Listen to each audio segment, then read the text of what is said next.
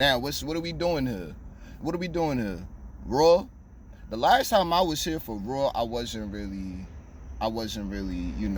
whelmed with excitement. And leading in the Survivor Series, I feel like I gotta go and spit hot sauce on the flame just to get the show popping. Like the entire build after Crown Jewel's only been and black and meh. So I'm acknowledging that. And if I'm wanting to see better because I like to see better, I don't really care about the teen moms of the world and, cats that can complain just as well as they can give better ideas. I care about what I got to say about this shit.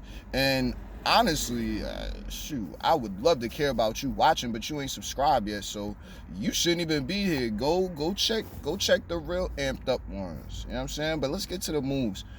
Judgment Day, and all right. KO joint, the 5-man team. That's what's up.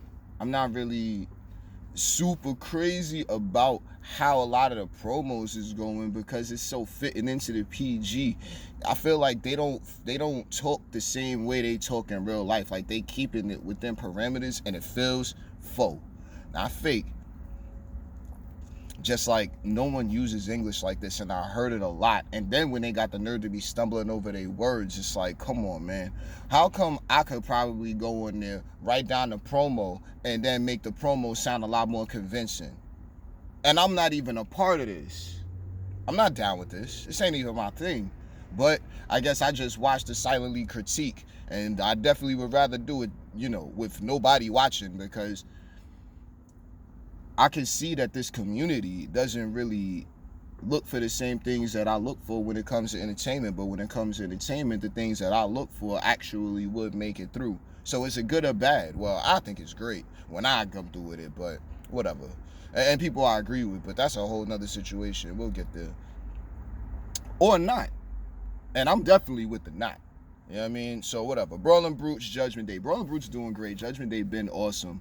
Dom is looking way too young scrubby to me. I don't really like it, so I'm not feeling it. Next. Everybody else is great. Dom is great with them, but not really feeling it. Next thing I'm not really feeling is commentary. Corey's great. Kevin Patrick is so not the voice for commentary, bro. Like, it's like they was looking for another Byron, except this one fit a lot more the description. And I'm not really feeling it. I'm just not feeling it. He's okay. I'm sure he's great as a human being and just a man and all the rest of that with all of the attachments. But commentary on Raw, not my thing. I gave it plenty of weeks. I've been listening to him.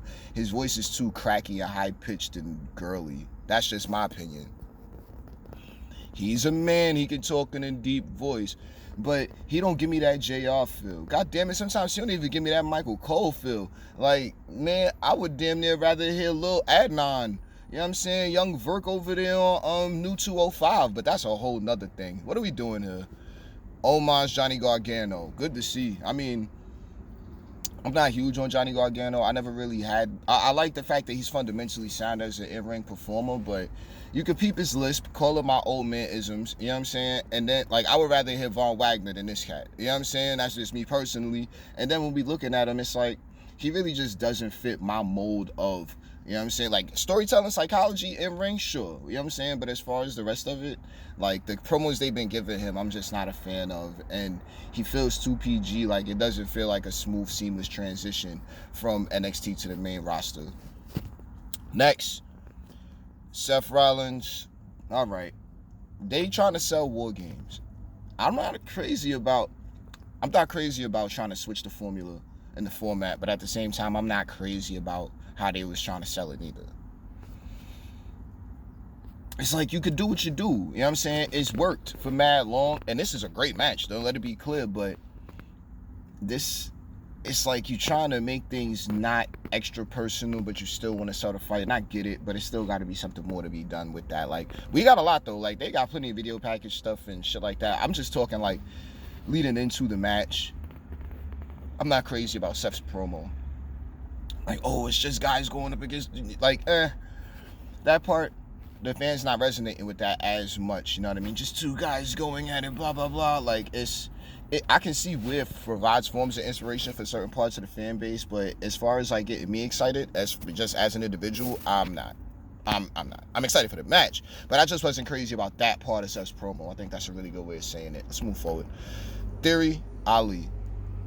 Ali getting a billion hours of TV time. Ali getting beat up all the time. One, Ali needs a theme song change. I'm not a fan of it. It sounds horrible. It's like, it doesn't make you feel good. It makes you feel like it's like the underdog anthem. Not popping. I don't want to hear it. Ali's great. And ring, all that shit was great. Match with Theory, great. Theory's the now, great. That's what's up. Welcome home, Theory. Who else? What else? I'm not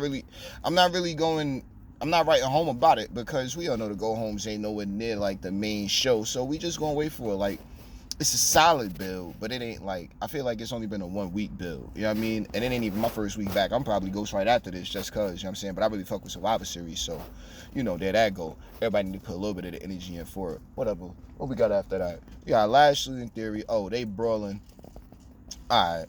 You know, triple threat, hype it up. That makes sense. I've been paying attention to some of the booking strategies from the game and his team for some weeks now, and you know, it's everything is being solid. It feels solid. You know what I'm saying? Like, I can't even be upset about it. I'm enjoying, you know what I'm saying? Like, I'm enjoying what feels, you know what I'm saying, when I think about the match coming. Like, okay, they built a lot. So then we got Matt Riddle and Elias in the Alpha Academy. That shit didn't even make my TV, so I understand. Let's move on. Like, him and the bongos I did, it's cute. The weed smoking and all that, like, it's cute, but I'm just still not, you know, I don't want to say I'm not sold on Riddle. When he was serious. When he's playing. But just to throw him and Elias together to make something happen, it's like, what, the hippie tag team, like, Alpha Academy, I can see, you know what I'm saying, but I'm not really, you know, I thought we want some more, you know what I'm saying, like, the tag titles, this bloodline thing, it's almost becoming a slight detriment to whatever else is going on the show. Like, right now, the tag division is dealing with it, and, you know, the championship title picture ain't, like, the main titles, no, they're fine, because I think the Intercontinental Championship means a lot right now on Gunther, and it told the, what's it right now, the U.S. title on Seth is so great right now. Like, everybody, all the champions, in my opinion, right now, are positioned perfectly. But what else we got? OC, Backstage Brawl, Judgment Day. This is a lot of booking going on. You know what I'm saying? The Hey Rhea boot part, fire. I like that part. Finn, you can tell that they have a fan base that they're trying to reach, and every time that part of the fan base engages with a superstar in one way or another, they begin to ruin him one way or another. I'm seeing it. I've seen it. This is how I can call it out now. It's in the promos. It's in the body language. It's in the feel of the clout in said superstar's real name. I don't know. I'm just saying, I noticed a change, and that shouldn't be happening. You know what I mean? Like, I noticed that Cats went to Cora Jade for a little minute, and then blah. You know what I mean? Same thing is happening with Finn. You know what I mean? You just throw the small feelers out. I could tell. You know what I mean? You can just pay attention to what you see and blah. But Backstage Bro's fine. Rhea Ripley, Asuka. That match was not as crazy as I thought it was gonna be. It was dope in the moments, but when Asuka started scrapping, that's when that shit started getting like popping. I was enjoying that. And then I appreciated it because it was a main event. Women in the main events, you know, that I wouldn't say they always steal the show, but Rhea Ripley and Asuka was definitely one of those two steal the show. Fifth woman, we gonna find out Friday on SmackDown. You didn't subscribe yet? That's on you.